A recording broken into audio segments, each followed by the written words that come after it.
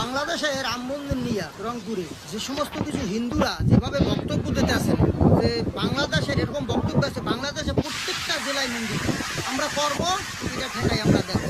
আচ্ছা, আপনারা যে হিন্দু, এটা কি আপনাদের মাথায় আছে?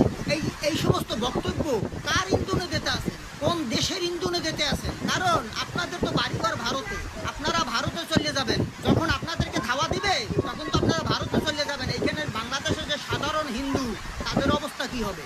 আপনারা তো ভারতের এজেন্ট, আপনারা ভারতের এজেন্ট, ভারতের হয়ে আপনারা কাজ করছেন। এইটা একটা মুসলিম কান্ট্রি, বুঝতে হবে।